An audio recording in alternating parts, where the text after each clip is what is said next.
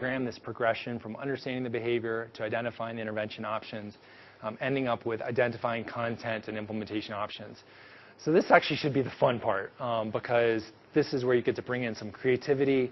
Also, I think the language is going to be much more familiar to you. It's not always easy to define these things, but again, kind of the opportunity to think which of these things can I actually put into place and kind of design the intervention.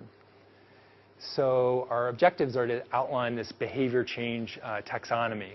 There are really three aspects. So the first column was the COMBI theory. The middle column is really the behavior change wheel. If you remember, we got to the outer level of the policy categories. And now we're moving to this next level, which is called the BCTS, behavior change techniques. And I'll be talking about some of the resources that are available to understand that. So if we can describe the link between all these categories and describe the process of identifying appropriate modes of delivery and linking them to behavior change techniques. So I'll be defining modes of delivery in a little bit, but just the point that you want to be keeping in mind is that a particular behavior change technique, like talking to patients about their beliefs about consequences, could be delivered in a variety of ways. It could be delivered by a community health worker face-to-face. It could be delivered by some sort of social marketing or communication. So there's different ways of delivering these things, and that's where the modes of delivery will be the last level that we get to. Before I get into that, though, I just want to point out there is a need for specification in the field that we're working in, that we're talking about. Implementation interventions, we've been contrasting them with biomedical interventions. But we really should think about specifying them in similar ways. So here's an example. Behavioral interventions are often poorly described compared to interventions in biomedicine. So this is varenicline, which is a medication to help control urges of cigarette smokers. It has this chemical structure. And when we prescribe that, we say, take this pill 3 times daily, and this will reduce your symptoms within 1 week. However, with these behavioral interventions, sometimes they're not as well described. Review the smoking history and motivation to quit. Help identify a high-risk situation. Generate problem-solving strategies. Non-specific support and encouragement. And the problem with not specifying those are several. One is it makes it hard to validate findings in different settings, because there may be lots of different ways you could achieve those behavior change techniques, which we'll be talking about. And figuring out important things like the dose, the way they're delivered, the quality of delivery. These are all things that might affect things. And that may prevent us from understanding the mechanisms at a deeper level, which ultimately we want to do so that we can design more effective interventions.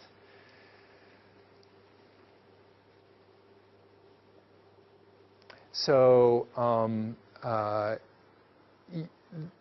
there is a similar process that you want to go through in order to do that. You want to name the intervention that you're doing. You want to describe who's delivering it. You want to explain the dose that's giving, how much of that intervention, how often is that intervention delivered, where is it delivered, what kind of training is necessary for that person to deliver it. So those are just some of the aspects. And there are now guidelines that have been developed similar to what we're used to with more traditional efficacy or effectiveness trials, things like the consort guidelines, right, for randomized trials. We now have, through the Equator Network, guidelines for specifying interventions. So if you're going to write up a paper about an intervention that you developed, you might find it useful to refer to those. And we can make sure that that article is saved there to take a look at. Just going through that checklist. It's good probably not to just do it at the end, but do it at the planning stage. So make sure that as you're training people and thinking about what dose of the intervention to deliver, you can take that into account. I'll just say that there's a balance, again, between being super specific and also taking into account the pragmatic aspect of things. And these pragmatic trials, they may have to adapt to the local settings. They may have to draw on local knowledge. And at the beginning, unlike maybe pharmacology studies where we do dose ranging studies, that may or may not be feasible in the environment where you're working. So another strategy might be to try to measure in as quantitative a way as you're able to, or if not in a qualitative way, as the intervention goes on, what were you actually doing when you went to the patient's household to do this community-based intervention, and then trying to the extent that you're able to, associating that with outcomes. Maybe a more general way might be to just see, do outcomes differ by particular strata in your population, such as the health worker delivering those? And then if you identify health workers that are extremely successful and those that aren't as successful, you can do in-depth interviews with them and kind of try to understand what may be some of the differences that might explain those outcomes.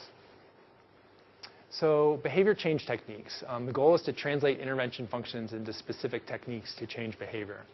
And a BCT is really the active component of intervention, which is designed to change behavior. And the characteristics of an active ingredient or active component are that it's observable. So getting back to the concept of being able to be measured in some fashion, both quantitatively and also qualitatively. Quantitative sometimes is hard. Qualitative can be hard in different ways, depending on how much people were willing to reveal to you and the relationship to the person that they're providing the information to. They should be replicable, so that if somebody else takes your approach and tries it in a different setting, hopefully they get some sort of similar effect, and that they're irreducible. So you can't narrow them further. You've included all the kind of the minimal level of intervention that's necessary to achieve the effect. I mean, over time, you may want to start with a broader, more intensive intervention, but hopefully over time, as you're thinking about appease criteria and how you can deliver this best, you may want to try to narrow it down to the really which functions are the ones that are making the difference. I think that was a question that was asked at some point on Thursday. How do you go about doing that? And I think we're in need of better emerging methods to understand that. You can do a systematic review so a systematic review was done to develop the BCT taxonomy, similar to what I described for COMBI and the behavior change wheel. And out of that process, they identified 93 distinct behavior change techniques, which are grouped into 16 categories.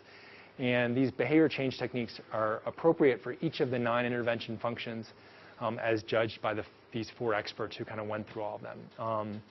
So let me go over them, and then I'll talk a little bit more about how you can learn to apply these.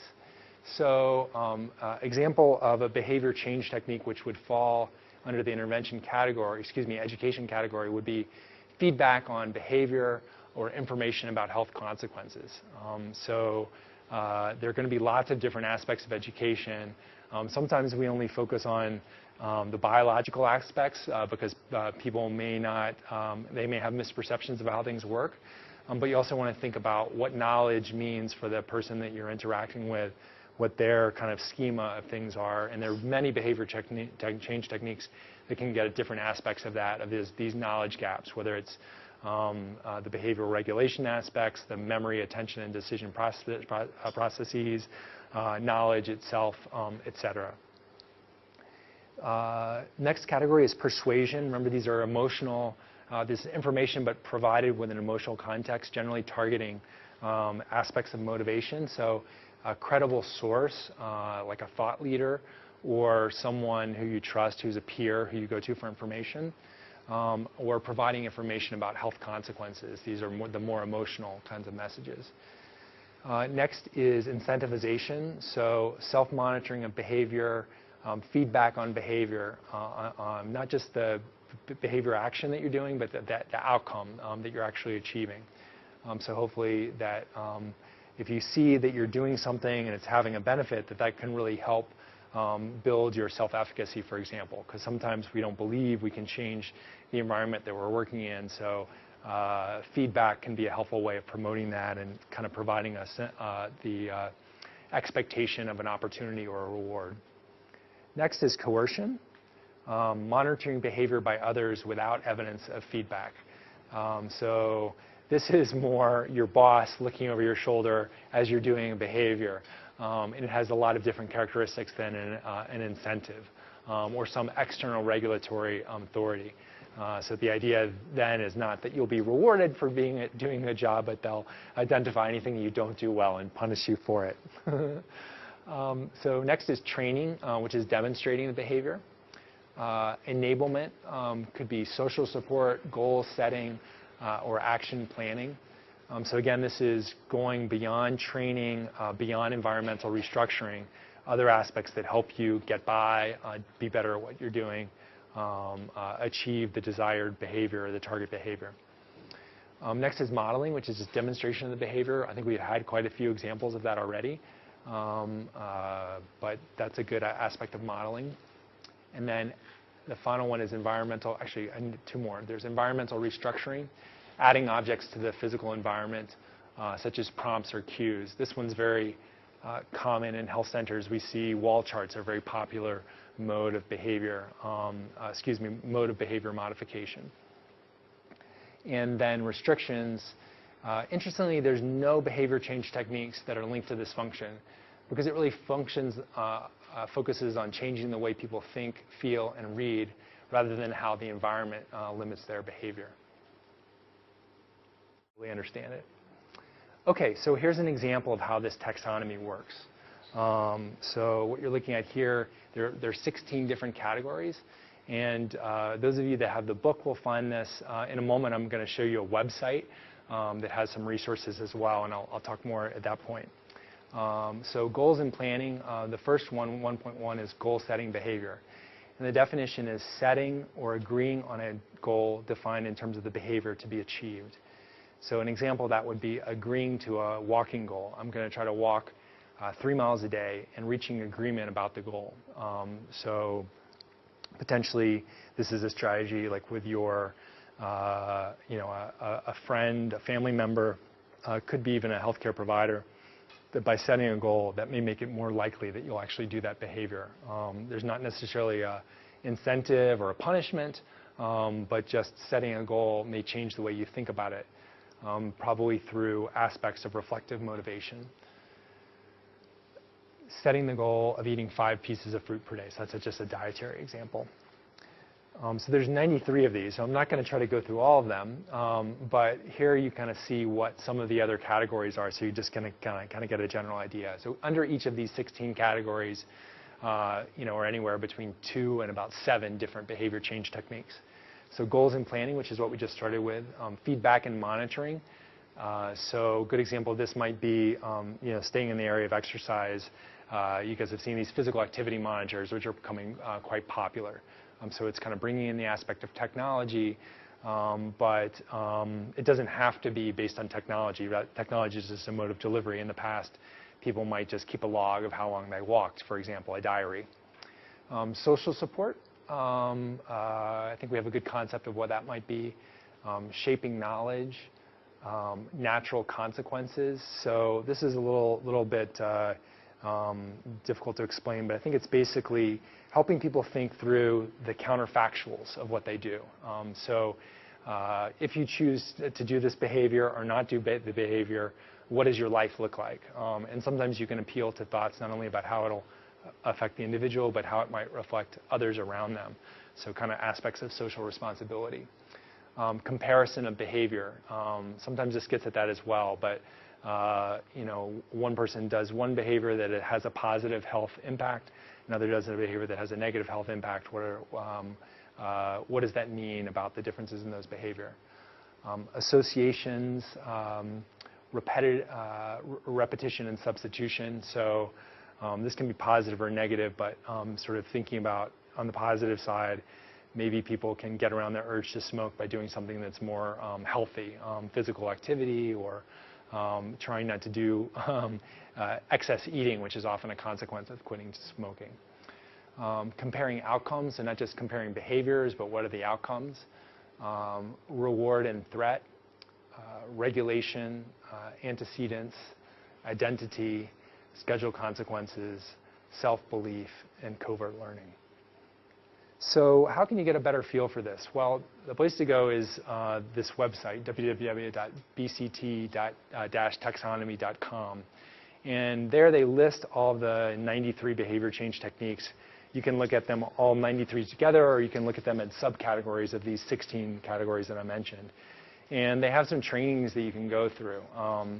I believe that they've shown that when people take these trainings and they do things like coding transcripts that describe interventions, there's a fair amount of correlation or reproducibility between two different individuals who've been through this training in terms of how they categorize behavior change techniques.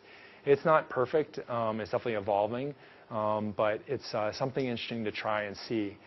There's also an iPhone app and I think an Android app as well, so I actually have that on my phone, and I find that helpful to pull out sometimes when I'm thinking about these issues in searching.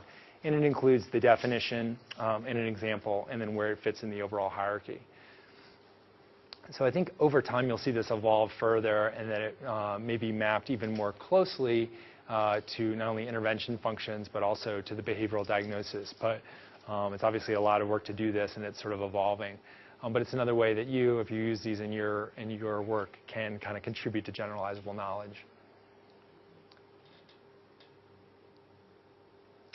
So similar to what we said with the intervention functions and policy categories, these appease criteria, again, are really useful for figuring out, does this make sense? Is this something that we can deliver in our environment? Engaging with stakeholders or consulting with them about whether they think these things will work can be helpful.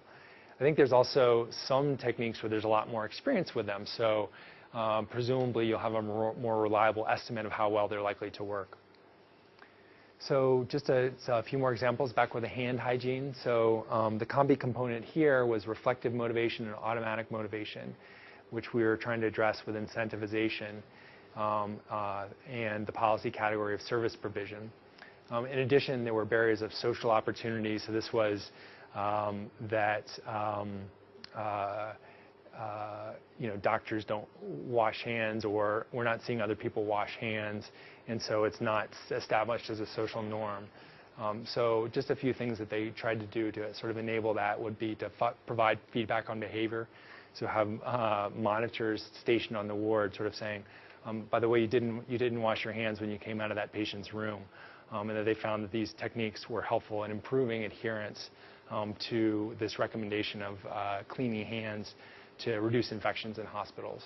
Non-specific rewards of just praise when you do a good job, so that was the other side of things, in goal-setting behaviors. And delivering these through changes in service provision by putting alcohol gel and making it easier for people to wash their hands. Another one is back to the pediatric health services example from Kenya. If you remember yesterday, we kind of identified all these COMBI components, a variety of intervention functions that could achieve it. The policy categories that were helpful in promoting these particular intervention functions was communication through the behavior change techniques of shaping knowledge, so instruction and behavioral experiments about how people were performing their work. Environmental and social planning was important in enabling and in modeling, so antecedents and restructuring the environment. Guidelines, helping people repeat and substitute poor behaviors with behavior practice and reversal, comparing outcomes between following guidelines and not following guidelines, and finally service provision through feedback and monitoring, audit and feedback reports, and goal setting. So the last step is identifying the mode of delivery. The behavior change techniques reflects the intervention context. And the mode of delivery really reflects how you're getting that into place. The bottom line is to really consider the full range of options. And fortunately or unfortunately, there's not that many different modes of delivery. So it's a little bit easier to think about how to do this and layer it on top of everything else, which is good because there's so much variability at the behavior change technique level. So here's some examples. Smartphone apps, face-to-face interactions, promotional posters, websites, leaflets and flyers, and wearable technology. And actually kind of like to break it down this way because I think it's a little bit more systematic to go through. So the big categories here are delivering interventions face-to-face. So it could be an interview setting or a counseling setting where it's just you and the provider, and there could be different types of people. So this could be a peer-to-peer relationship, or more of a hierarchical relationship, or maybe something in between in the case of a community health worker, someone that people are able to relate to a little bit better, but also has some aspects of expertise. And then group interventions are helpful when these are peers often for delivering particular content. At the population level, this is all the different types of media that we've already talked about, but broadcast media, including TV and radio. Digital media include both traditional kind of internet as well as mobile phone applications. Social network, I guess, would sort of fit in here as well, although it probably does cross some boundaries. Print media, newspapers or leaflets, books, and then outdoor media, billboards and posters. And then at the individual level, where we can kind of do more audio things, things that people have to demand access, or things that we push out to them. They maybe sign up for a service and they get text messages that come to them. And doubtless, these are going to evolve further as technology evolves further and as we learn more about what works and what doesn't work.